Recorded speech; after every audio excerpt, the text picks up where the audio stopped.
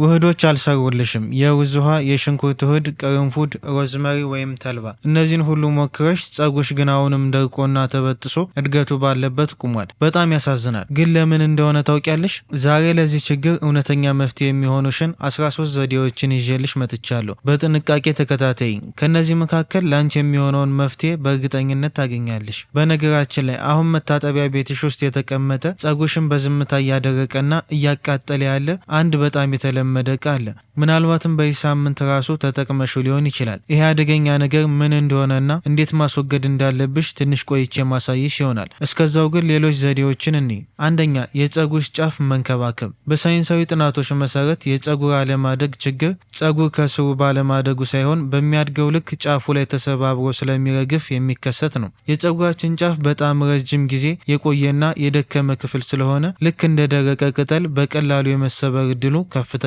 ነው። ይህንን ለመከላከል መጀመሪያ ጸጉርሽን በስፕሬይ ውሃ ወይንም በሊቪንግ ኮንዲሽነር በጥቂቱ ተቀብተሽ አርጥቢው። በመቀጠልም ያገኘውን እርጥበት እዚያው ለመቆለፍ ቫዝሊን፣ የካስተር ዘይት ወይንም የኮኮናት ቅባት የጸጉር ጫፍ ላይ ብቻ በጥንቃቄ ተቀቢ። ይህንን ማድረግሽ የጸጉር ጫፍ እንዳይደርቅና መንታ ጸጉር እንዳይፈጠር ይከላከላል። ይህም ጸጉርሽን ሳይበጠስ እንዲቆይ በማድረግ እውነተኛ ቁመቱ እንዲያሳይ ይረዳዋል። ለመጨረሻ ጊዜ የጸጉርሽን ጫፍ በዚህ መልኩ በጥንቃቄ ቆለፍሽው መቼ ነው? ከእንግዲህ ከታጠብሽ በኋላ ሁልጊዜም ጫፉ ላይ በዚህ መንገድ ቅባት ተቀቢ። ሁለተኛ፣ የሮዝመሪ ውሃ መጠቀም። ሮዝመሪ የደም ስሮችን በማስፋት ወደ ጸጉር ስሮች የሚሄደውን የኦክሲጅንና የምግብ ፍሰትን ይጨምራል። ሮዝመሪ በውስጡ ያለው ካርኖሲክ አሲድ የተባለው ንጥረ ነገር የራስ ቆዳ ላይ ያሉ የሞቱ ሴሎችንና ነርቮችን ለማነቃቃት እጅግ ከፍተኛ አስተዋጽኦ አለው። አዘገጃጀቱ ምን ያስፈልጋቸዋል? ሮዝመሪ ብቻ ነው የሚያስፈልጋቸው። ሌሎች ቤታቸው ውስጥ ያሉ ነገሮች ናቸው። ደረጃ 1፣ ሮዝመሪውን በደንብ ጠቡት። ቅጠሉ ላይ አቧራ፣ ፔስቲሳይድ፣ ቆሻሻ ሊኖር ይችላል። ንጹህ ያልሆነ ሮዝመሪ ብትጠቀሙ ማሳከክ ሊያመጣ ይችላል። ደረጃ 2፣ ሮዝመሪውን ድስት ውስጥ አድርጉት። 6 ወይንም 7 ኩባያ ውሃ ጨምሩበት። ከዛም ክደኑት። ለምን ይከደናል? ሳይከደን ሲፈላ ንጥረ ነገር ከእንፋሎቱ ጋር ይተናል፣ ይሄዳል። ደረጃ 3፣ ይሄ በጣም አስፈላጊ ደረጃ ነው። ክዳኑን ሳትከፍቱ ቢያንስ ለ1 ሰዓት ተውት። ሙሉ ለሙሉ ይቀዝቅዝ። ለምን? ሲቀዘቅዝ ተጨማሪ ንጥረ ነገሮችን ከቅጠሉ ወደ ውሃ ይገባሉ። ደረጃ 4፣ ቅጠሉን ለዩና ውሃውን ብቻ ወደ ዕቃችሁ ገልብጡ። እስከ 2 ሳምንት ይቆያል። ከ2 ሳምንት በኋላ አዲስ አዘጋጁ። ይህንን ፈሳሽ መጠቀምሽ የጸጉርሽን መነቃቀልና መርገፍ በአጭር ጊዜ ውስጥ ያስቆማል። የራስ ቆዳን ከተለያየ ባክቴሪያዎችና ከፎረፎር ይከላከላል። እንዲሁም አዳዲስና ጠንካራ ጸጉሮችን በብዛት እንዲበቅሉ ያደርጋል። ሶስተኛ፣ ለስላሳ ሻሽ አስሮ መተኛት። በትራስሽ ምክንያት ጸጉርሽ እየተጎዳ ነው። የጥጥ ትራስ ልብሶች ልክ እንደ ስፖንጅ የጸጉርሽን ተፈጥሯዊ ወዝና እርጥበት ይመጣሉ። ይህም ጸጉርሽ እንዲደርቅና ጠዋት ስትነሽ እንዲሰባበር ያደርገዋል። ይህንን ለማስቀረት ከመተኛትሽ በፊት በለስላሳ ሻሽ ጸጉርሽን በጥንቃቄ አስረሽ ተኚ። ምንም አይነት ልዩ ወጪ ወይንም አዲስ ዕቃ መግዛት አያስፈልግሽም። ሻሽ ማሰርሽ በምትገላበጭበት ሰዓት ጸጉርሽ ከትራስሽ ጋር በመፋተግ እንዳይበጠስ ይከላከላል። እንዲሁም የጸጉርሽ ተፈጥሯዊ ወዝ ሳይመጠጥ ጠዋት ስትነሽ ለስላሳ ሆኖ እንዲቆይ ያግዝሻል። እስካሁን ያየነው ጸጉርሽ ላይ ስለምትቀቢያቸው ነገሮችና ውጫዊ እንክብካቤዎች ነው። ነገር ግን ሰውነትሽ እየነፈግሽው ያለ አንድ ነገር አለ። በዚህ ምክንያት ሰውነትሽ ለጸጉርሽ እድገት የሚያስፈልገውን ምግብ ማድረስ አቁሟል። ጸጉርሽን ከውስጥ እየጎዳው ያለው ይሄ ያልታሰበ ነገር ምን እንደሆነ ወደ መጨረሻው ላይ ያሳይሻለሁ። አራተኛ፣ ጸጉርን በፎጣ በኃይል አለማሸት። ፎጣ መጠቀም በራሱ ችግር የለውም። ዋናው ስህተት ግን ጸጉርን በፎጣ በኃይል ማሸቱ ነው። ጸጉርሽ በረጠበበት ጊዜ በጣም ስስና ደካማ ስለሚሆን በፎጣ በኃይል ስታሽው በቀላሉ እንዲበጠስ ታደርጊዋለሽ። ስለዚህ ከታጠብሽ በኋላ ጸጉርሽን በፎጣ ከማሸት ይልቅ ፎጣውን ጸጉርሽ ላይ በቀስታ በመጫን እርጥበቱን ማድረቅ አለብሽ። ይህንን የአጠቃቀም ስህተትሽን ማስተካከልሽ ጸጉርሽን ከመበጣጠስ ትከላከየዋለሽ። አምስተኛ፣ ሰፊ ጥርስ ያለው ማበጠሪያ መጠቀም። ማበጠሪያሽን ቀይሪ። ጠባብ ጥርስ ያላቸው ትናንሽ ማበጠሪያዎች ጸጉርሽን በኃይል እየሳቡ ይነቅሉታል፣ እንዲሁም በመሃል እየቆረጡ ያሳጥሩታል። የሀበሻ ጸጉር ጥቅጥቅ ያለና ጥቅልል ያለ ስለሆነ ጠባብ ጥርስ ባላቸው ማበጠሪያዎች ስትጠቀሙ በቀላሉ ይበጠሳል።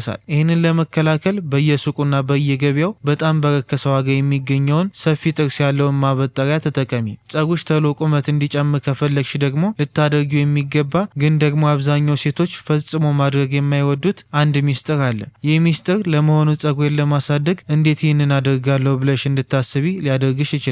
ግን እውነታው ሳይንሳዊና ትክክለኛ መፍትሄ መሆኑ ነው። እንዲሁም ውጤታማ ነው። ይህ ሴቶች የሚፈሩት ሚስጥር ምን እንደሆነ ትንሽ ቆየት ብዬ የምነግርሽ ይሆናል። ስድስተኛ የራስ ቆዳ ማሳጅ። በየቀኑ ማሳጅ አድርጊ። የራስ ቆዳን ማሳጅ ማድረግ የደም ዝውውርን በ120% ያህል በመጨመር የጸጉር ስሮች የተሻለ ምግብ እንዲያገኙ ያደርጋል። ከመተኛትሽ በፊት ራስሽን ለ5 ደቂቃ ማሳጅ አድርጊ። ሰባተኛ የተልባ ጄል። የተልባ ጄል በውስጡ ባለው ኦሜጋ 3 የተባለ ጠቃሚ ንጥረ ነገር አማካኝነት በደረቀውና በተጎዳው ጸጉርሽ ዙሪያ እንደ መከላከያ ጋሻ በመሆን ጸጉርሽን ያለሰልሳል። የአበሻ ጸጉር ቶሎ የመድረቅ ባህሪ ስላለው ተልባ በጸጉርሽ ውስጥ እርጥበትን ጠብቆ ያቆያል። አዘገጃጀቱ የሚያስፈልጉን ነገሮች፣ አንደኛ ግማሽ ኩባያ የተልባ ፍሬ፣ 2 ኩባያ ንጹህ ውሃ። ጸጉራችሁ በጣም ረጅምና ብዛት ያለው ከሆነ መጠኑን እጥፍ ማድረግ ትችላላችሁ። ደረጃ 1 አንድ ንጹህ ድስት ውስጥ ተልባውንና 2 ኩባያ ውሃ ጨምራችሁ መካከለኛ ሙቀት ባለው እሳት ላይ ጣዱት። ውሃው መፍላት ሲጀምር ተልባው ከድስቱ ስር እንዳይዝ ቀስ እያላችሁ በማንኪያ አማስሉት። ደረጃ 2 መቼ እናወጣዋለን? ውሃው እየፈላ ሲሄድ ከላይ ነጭ አረፋ መፍጠር ይጀምራል። አሁን በደንብ አስተውሉት። ፈሳሹ እየወፈረ መጥቶ በማንኪያ አንስታችሁ ስታዩት ልክ እንደ እንቁላል ነጭ ክፍል መለጠጥ ሲጀምር ወዲያውኑ እሳቱን አጥፉት። በጣም መወፈር የለበትም። ይሄ ሂደት በአማካይ ከ7 እስከ 10 ደቂቃ ነው የሚፈጀው። ደረጃ 3 እሳቱን እንዳጠፋችሁት ምንም ጊዜ ሳታጠፉ ጄሉን ትኩስ እያለ ሳይቀዘቅዝ ወዲያውኑ ማጥለል አለባችሁ። ጄሉ ከቀዘቀዘ ይወፍራል። ጄሉን ከነፍሬው ጨርቁ ውስጥ ገልብጡት። በመቀጠልም ጨርቁን በእጃችሁ ጽምቅ እያደረጋችሁ አጥልሉት። አሁን ንጹህ የሚለጠጥና አስገራሚ የተልባ ጄል አዘጋጅታችኋል። ተልባ መጠቀም ደረቅና ከርዳዳ ጸጉርን ወዲያውኑ ያለሰልሳል። ጸጉርሽ በሚያያዝበትና በሚበጠርበት ሰዓት በቀላሉ እንዲፈታና እንዲበጠር በማድረግ መበጣጠስን ይከላከላል። እንዲሁም ጸጉርሽ ጤናማ ወዝ እንዲኖረው ያደርጋል። 8ኛ የጸጉርሽን ጫፍ ቁረጭ። ደረስንበት። ቅድም ሴቶች ማድረግ የሚጠሉት ግን ጸጉር የሚያሳድገው ሚስጥር ያልኩሽ ይሄው ነው። የተሰነጠቀ የጸጉር ጫፍ መንታ ጸጉር ልክ እንደተቀደደ ልብስ ወደ ላይ የተሰነጠቀ በመሄድ ሙሉ ጸጉርሽን ያበላሸዋል። ጫፉ የተሰነጠቀ ጸጉር ደግሞ ከስር እያደገ ቢመጣም ከጫፍ በኩል እያረገፈ ስለሚሄድ መቼም ቢሆን ቁመት ሊጨምር አይችልም። መፍትሄው ጫፍ ላይ ያሉትን ደረቅና የተጎዱ መንታ ጸጉሮችን ብቻ መቀስ በመጠቀም በጥቂቱ መቁረጥ ነው። 9ኛ ቅባት አሙቆ መቀባት። ቅባት አሙቆ መቀባት ቅባቱ ወደ ጸጉርሽ ውስጥ በቀላሉ ሰርጎ እንዲገባ ያደርገዋል። የቆዳሽን ቀዳዳዎች በመክፈት ቅባቱ ደረቅና የሻከረውን ጸጉርሽን ከውስጥ እንዲያለሰልሰው ያግዘዋል። የምትጠቀሚውን የጸጉር ቅባት ለምሳሌ የኮኮናት፣ የኦሊቭ ወይንም የካስተር ቅባት ጠርሙሱን ሞቅ ያለ ውሃ ውስጥ ዘብስፈሽ ትንሽ ካቆየሽ በኋላ ጸጉርሽ ላይ ተቀቢው። በመቀጠልም በላስቲክ ሸፍነሽ ለ30 ደቂቃ ካቆየሽ በኋላ በሻምፖ ታጠቢው። ይህንን ማድረጉ የራስ ቆዳሽ እንዳይደርቅና እንዳያሳክክሽ ይረዳል። የጸጉርሽን ጥንካሬ ይጨምራል። እንዲሁም ጸጉርሽ ሁልጊዜም ለስላሳና አንጸባራቂ ሆኖ እንዲቆይ ያደርጋል። በሳምንት አንድ ጊዜ ብቻ ቅባትሽን አሙቀሽ ተቀቢ። 10ኛ የሩዝ ውሃ ለጸጉር እድገት። በሩዝ ውሃ ውስጥ የሚገኙት አልሚ ምግቦችና ቫይታሚኖች ጸጉርሽን ከውስጥ በመገንባት እጅግ ጠንካራና ወፍራም ያደርጉታል። ይህንን ቀላል መፍትሄ በቤትሽ ለማዘጋጀት ይህንን ስቴፕ ተከተይ። የሚያስፈልጉ ነገሮች፣ አንደኛ የአንድ ኩባያ ንጹህ ነጭ ሩዝ፣ ብራውን ራይስ አትጠቀሙ፣ ፕሮቲን በጣም አለው። 2ኛ 4 ኩባያ ውሃ። 3ኛ የአንድ ብርቱካን ወይንም ሎሚ ልጣጭ ለጥሩ ጠረንና ለቫይታሚን ይጠቅማል። 4ኛ ይህ ግዴታ አይደለም፣ ጥቂት ጠብታ የሮዝመሪ ወይንም የላቬንደር ዘይት መጠቀም ትችላላችሁ። ደረጃ በደረጃ አዘገጃጀት። ደረጃ 1 1 ኩባያ ሩዙን እቃ ውስጥ አድርጋችሁ ትንሽ ውሃ ጨምሩበት፣ በደንብ ጠቡት። የመጀመሪያው ቆሻሻ ውሃ ድፉት። ደረጃ 2 አሁን በንጹህ ሩዝ ላይ 4 ኩባያ ውሃ ጨምሩ። እጃችሁን ታጥባችሁ ሩዙን በውሃ አጥብቃችሁ ሹት። ውሃው ነጭ ወተት የመሰለ ቀለም እስኪያመጣ ድረስ በደንብ ሹት። ደረጃ 3 አሁን ያንን ወተት የመሰለውን የሩዝ ውሃ ወደ አንድ ንጹህ ማሰሮ ወይንም አየር የማያስገባ እቃ ውስጥ ገልብጡት። ሩዙን ማውጣት ወይንም አብሮ ማስቀመጥ ትችላላችሁ። በላዩ ላይ የብርቱካን ልጣጭ ጨምሩበት። ብርቱካን ሽታውን ከማጥፋቱም በላይ የጸጉር ቆዳ የሚያጸዳ አንቲባዮቲክ ይለቃል። ደረጃ 4 እጅግ ወሳኝ ደረጃ። በአንድ ዕቃ አድርጋችሁ በደንብ ክደኑት። ፀሐይ በማይገባበት ተመጣጣኝ የአየር ንብረት ባለበት ቦታ ላይ ለምሳሌ ጓዳ ወይንም ቁምሳጥን ውስጥ ከ24 እስከ 48 ሰዓት ለ1 ወይንም ለ2 ቀን አስቀምጡት። ደረጃ 5 ከ48 ሰዓት በኋላ ሲብላላ ሽታው ጎምዘዝ ይላል፣ ነገር ግን የብርቱካኑ ጠረን ያጠፈዋል። አሁን አየር ላይ ከተዋችሁት ይበላሻል። ስለዚህ በቀጥታ ፍሪጅ ውስጥ አስገቡት። ሲቀዘቅዝ የባክቴሪያ እድገት ይቆማል። እንዴት እንቀበው? ይህ ሌላው ወሳኝ ክፍል ነው። መጀመሪያ ጸጉራችሁን በሻምፑና በኮንዲሽነር በደንብ ታጠቡት። ጸጉራችሁ ንጹህ መሆን አለበት። የሩዝ ውሃ በስፕሬ ወይንም ጠርሙስ ውስጥ አድርጋችሁ ከጸጉራችሁ ስር ጀምራችሁ እስከ ጫፍ ድረስ በደንብ እርጭት አድርጉት። የጸጉራችሁን ቆዳ በጣታችሁ ጫፍ ማሳጅ አድርጉት። ጸጉራችሁን ሰብስባችሁ ሻወር ኬፕ ወይንም ፕላስቲክ ልበሱ። ከ15 እስከ 20 ደቂቃ ብቻ ነው መጠቀም ያለባችሁ። ከዛ በላይ ማቆየት ክልክል ነው። ጊዜው ሲያልቅ ጸጉራችሁን በደንብ አድርጋችሁ ታጠቡት። ይህ ዘዴ በትክክል እንደነገርኳችሁ በሳምንት አንድ ጊዜ ብቻ ተጠቅማችሁ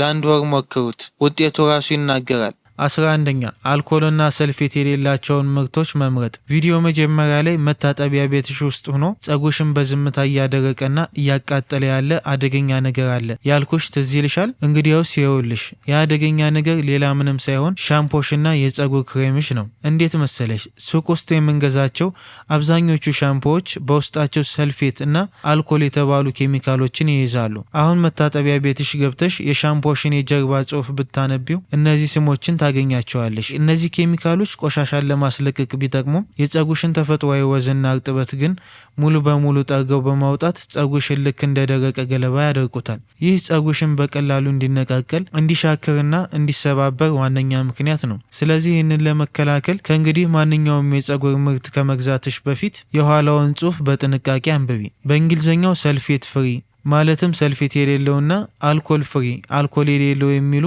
ቃላትን መኖራቸውን ማረጋገጥ አለብሽ።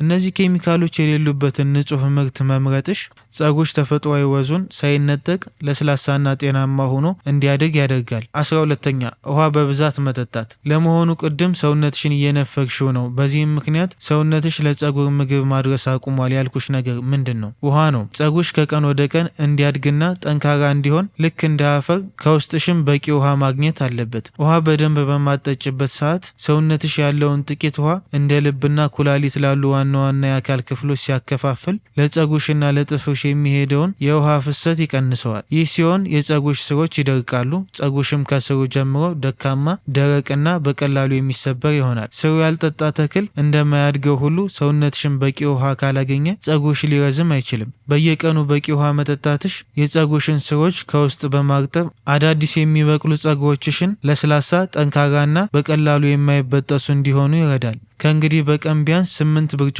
ወይንም 2 ሊትር ውሃ መጠጣት ጀመሪ። በነገራችን ላይ ከመጨረሻው ነጥብ በኋላ ለአንቺ የሚሆን አንድ ልዩ ነገር አዘጋጅቼልሻለሁ። አሁን ግን ወደ 13ኛው ነጥብ እንለፍ። 13ኛ ትዕግስትና ወጥነት። የጸጉር ጤንነትና እድገት በአንድ ጀንበር የሚመጣ ተአምር ሳይሆን በሂደትና በተከታታይ እንክብካቤ የሚገኝ የድካም ውጤት ነው። ብዙ ሴቶች አዳዲስ ጸጉር ልማዶችን ለ1 ወይንም ለ2 ሳምንት ብቻ ሞክረው ምንም ለውጥ አላየሁም በሚል ተስፋ ቆርጠው ወዲያውኑ ይተውታል። እውነታው ግን ጸጉርሽ ጤናማ ሆኖ እንዲረዝም ከፈለግሽ ያለምንም መታከትና ተስፋ መቁረጥ የመረጥሽውን መፍትሄና መልካም ልማዶች ሳታቋርጭ በተከታታይ መተግበር አለብሽ። ከእንግዲህ ከነዚህ መልካም የጸጉር ልማዶች ለአንቺ የሚሆነውን መርጠሽ ሳታቋርጭ ተጠቀሚ። እንግዲህ ቅድም ለአንቺ የሚሆን ልዩ ነገር አዘጋጅቼልሻለሁ እንዳልኩሽ ታስታውሻለሽ። ያ ልዩ ነገር ይኸውልሽ። ፊት ላይ ያለውን ማድያትና ጥቁር ነጠብጣብን ያለምንም ውድ ክሬም ከስሩ ነቅሎ የሚያጠፋው ድንቅ የቤት ውስጥ ዘዴ ለማወቅ አሁን ስክሪኑ ላይ የሚታየውን ቪዲዮ ተጫኝና ተመልከቺ። እዛው እንገናኝ። ቻው።